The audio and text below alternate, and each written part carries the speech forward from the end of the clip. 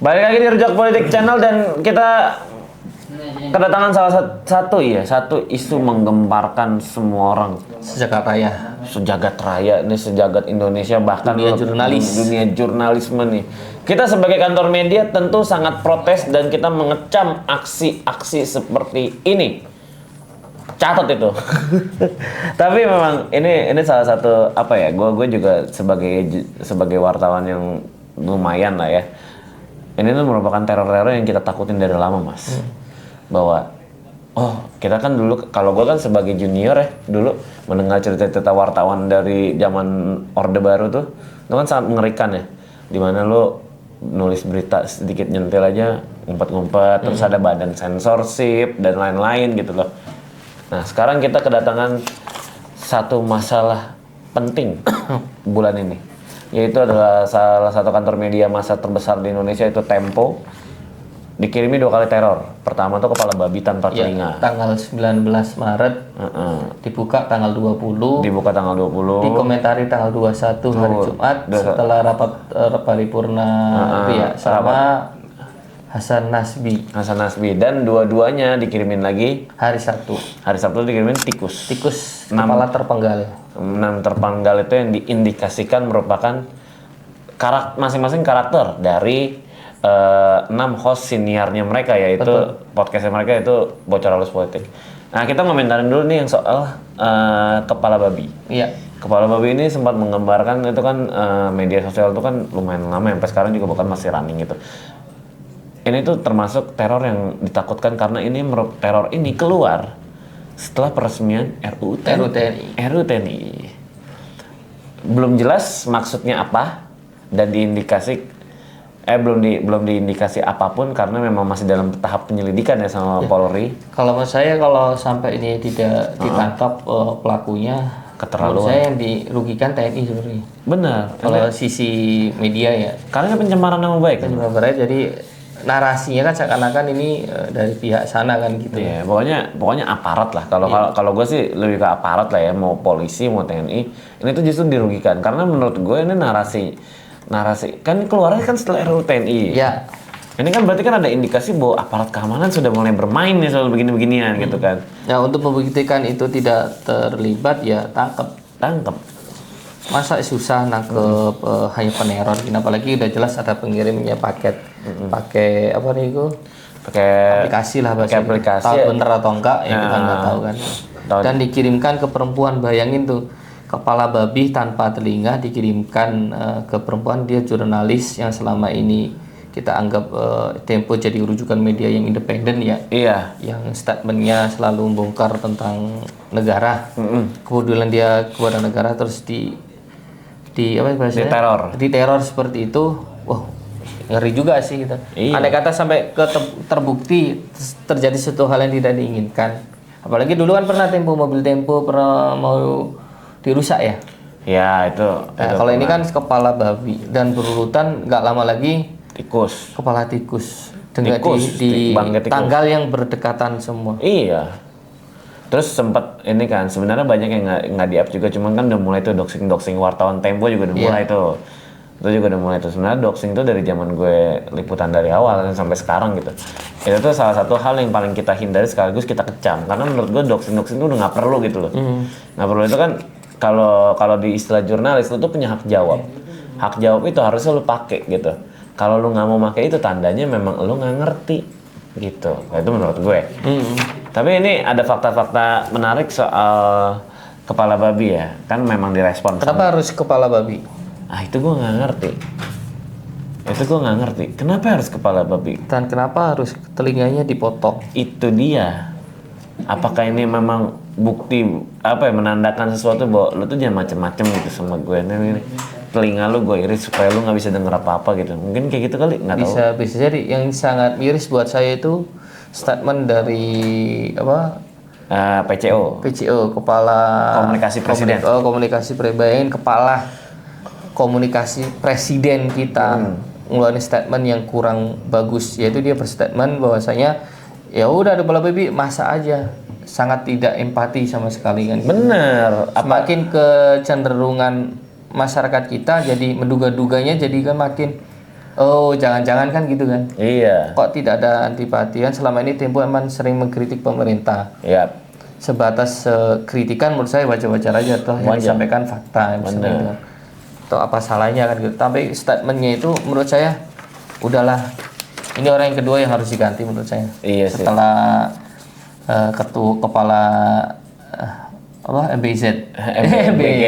BGN. Ya setelah kasih THR, saya harap nanti April nanti kan dengar mau ada pergantian gede-gedean. Iya.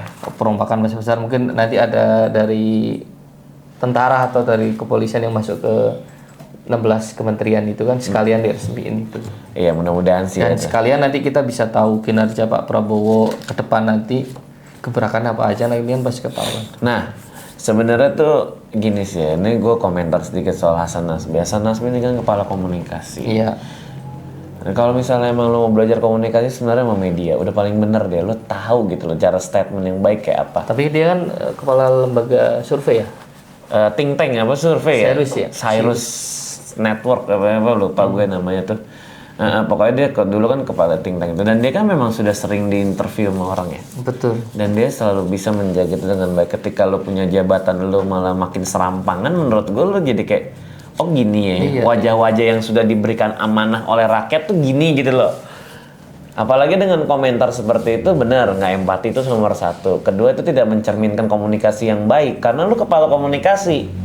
Sampai-sampai dikomentari oleh mantan Menteri Kelautan, beliau menyarankan Pak Prabowo untuk segera mengganti Hasan Nasbi. Dan itu kan banyak juga pejabat-pejabat selain Bu Susi itu banyak juga pejabat-pejabat lain ya. Misalnya di DPR tuh ada siapa pokoknya banyak lah itu yang banyak mengomentari bahwa mengasih empati ke Tempo justru karena menurut mereka Tempo ini check and balance gitu ya. Media itu memang perannya check and balance, di mana lo punya kebijakan ya balance-nya ada di kita yang media gini, termasuk rojak politik ini gitu loh. Jadi kalau menurut gue ini tuh emang gue sepakat sama Bu Susi, ganti udah nggak ada kata lain. Udahlah Pak Prabowo jangan menanggung resiko berlebihan. Resiko nanti tampaknya kan ke Pak Presiden tuh. Beranggapan nih orang-orang yang tidak kompeten di bidangnya kenapa ditunjuk. Benar. Sedangkan komunikasi semua kementerian, semua pemerintahan kan sedang buruk gitu kan. Pak Prabowo mengakui itu kan. Jadi sebelum bangkai tikus itu dikirimkan, Hasan Nasbi kan Sabtunya juga kalau nggak salah ada acara dan dia tuh sempat berstatement gini mas, bahwa dia tuh mengklaimnya bahwa itu kan sebagai bercandaan saja karena yang dikirimin kan ini kan Francisca Christy Rosana ya, Cica itu kan salah satu host dari Bocor Alus betul. BAP Bocor Alus Politik, dan dia bilang bahwa karena dia menanggapinya bercanda, jadi gue juga menanggapinya bercanda, istilahnya begitu. Tapi kan tetap nggak baik loh, jadi nggak bisa. Situ itu sebagai apa yang keluar dari si Hasan Nasbi itu ya perwakilan dari statementnya Pak Presiden kan gitu. Dan lo repot gitu, lo mau klarifikasi macam apapun tuh udah nggak bisa karena statement pertama yang keluar dari mulut lo itu merupakan cerminan. Iya. Yang dan sebenarnya itu orang beranggapan itu bagian daripada kepanjangan Pak Presiden Prabowo karena dia sebagai juru bicara utama. Utamanya. Juru bicara utama loh. Kecuali dia ngomongnya di stand up, oke lah. Ini lo keluar tempat acara resmi, ditanyain dengan jawaban seperti itu. Itu keluar dari istana dia. Dari istana, ya acara apa rapat paripurna itu ya. Sidang kabinet paripurna. Dan itu menurut saya, udahlah saya setuju sama Bu Susi. Ganti. Kalau Pak Prabowo mendengarkan Bu Susi, ya kita cuma rakyat nggak mungkin didengarkan. Ganti. Udah ganti lagi Pak. Ada masih banyak orang-orang yang kompeten di bidang itu Pak, yang mungkin punya etika dan punya integritas yang bagus dan punya etika untuk berbicara sih. Tapi kalau gue juga sekali lagi ngarepnya juga jangan sampai tiba-tiba karena sudah ditegur Seskap Teddy tiba-tiba klarifikasi minta maaf gitu.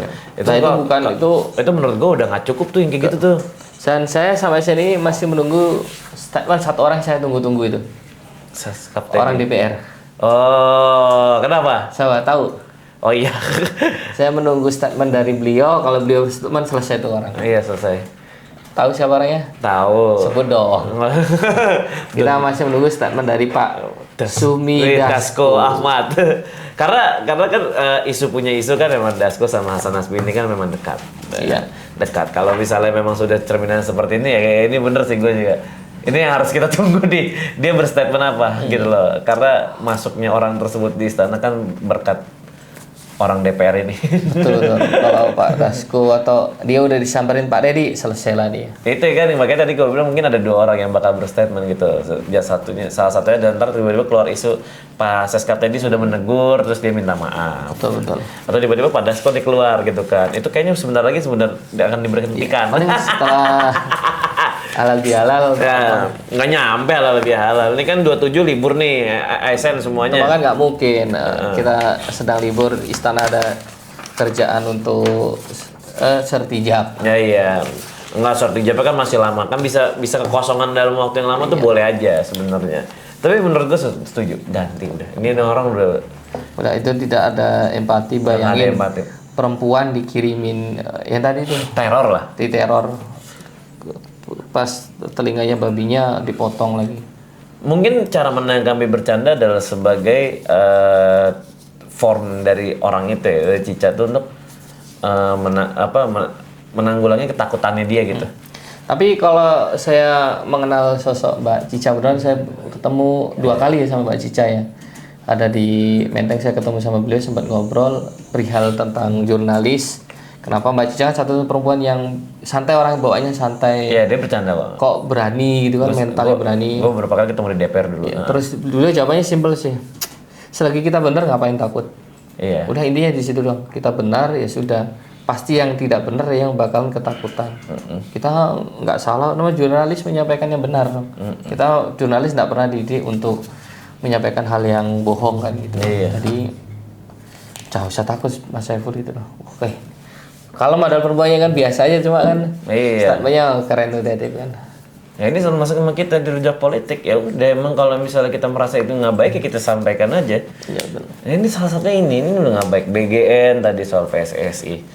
Terus sama lagi tikus kepala dipenggal. Ya itu kepala bangkai tikus yang kepalanya udah dipenggal. Udah dipenggal dipisahin. Ini tuh teror yang saya berharap kepolisian segera menangkap pelaku teror ini sih. Karena jujur karena Prabowo ini kan salah satu goalsnya adalah dia kan selalu memaintain dengan media ya. Iya. Terbukti dengan diajak lah makan bersama Pemret ya. Meskipun itu pro kontra ya. Cuman bagi sebagian orang ya itu mungkin caranya Prabowo untuk merangkul gitu loh. Ya. Terlepas dari apapun itu kan bisnis ya balik lagi. Cuman ya itu. Ya kita nggak berharap kita tidak berharap berita ini jadi gorengan media mainstream ya. Iya. Yang bikin narasi yang memojokkan satu instansi tertentu kan gitu. Benar. Khawatirnya gitu. Jadi kita berharap kepada kepolisian untuk segera menangkap siapa orang yang kirim kepala babi dan lempar kepala tikus tadi kan. Iya. Masa media kan nggak lucu. Iya. Mendingan diungkap semuanya. Dan ini momennya pas di tempat yang istilahnya bereretan ketika RUU TNI disahkan, nggak jelang lama ada kayak gitu, ya itu kan narasi ke bawahnya itu yang nggak bagus. Itu yang mesti di stop sih. Iya, itu harusnya di stop biar nggak narasi yang menyudutkan jadi hal negatif gitu. Kacau. Itu sih menurut saya sih. Dan Hasan Nasbi diganti. Dan Hasan Nasbi harusnya diganti. Iya. Walaupun dia bercanda, nggak etis karena omongan dia itu perwakilan dari ucapan presiden. Karena untuk menempati posisinya dia tuh masih banyak orang-orang yang lebih kompeten. Yang kompeten, banyak orang-orang yang sama dia kompetennya tuh sama lah. Banyak loh, kita punya dari pengamat politik sampai analis komunikasi politik banyak banget yang gitu. Mungkin statementnya yang bisa adem, yang nggak bikin gejolak gitu sih. Iya, mudah-mudahan Pak Prabowo segera bertindak juga, terus aparat juga. Ya. Ini yang kita, ini demi kebaikan Pak, menurut kami sih, kita hanya masyarakat sipil yang ingin bersuara. Kalau gue sih demi kestabilan negara ya, soalnya kita tuh udah terlalu banyak ya stresnya. Masyarakat tuh terlalu banyak stres loh mas, dikasih isu-isu yang kayak gini-gini gitu loh. Udahlah, Udah, ekonomi ini bukan masalah kebaikan Pak Prabowo. Udah ekonomi sedang turun ya, lagi carut marut udah bro. susah ya. Gue berasa banget juga. Jadi mudah-mudahan lah yang kayak gini-gini tuh tidak sekadar hanya untuk menutupi isu apa-apa gitu. Mudah-mudahan sih nggak kesana arahnya. Jadi sampai jumpa di episode-episode rujak politik lainnya. Ciao. Dadah.